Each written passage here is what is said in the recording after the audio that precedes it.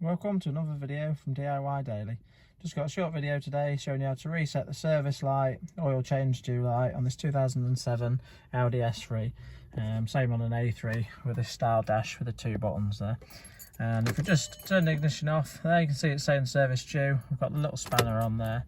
If we pop the ignition on, we've also just pull it out, it's also showing oil change due there as well. So if we turn the ignition off, we'll turn the ignition back on.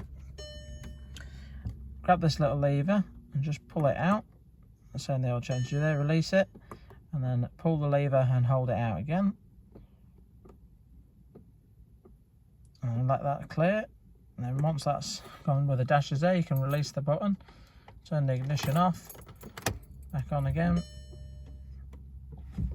Start it up this time. You can see that's all been reset. Hope the video helped. If it did, give it a quick thumbs up and subscribe to the channel. Thanks for watching. We'll see you next time.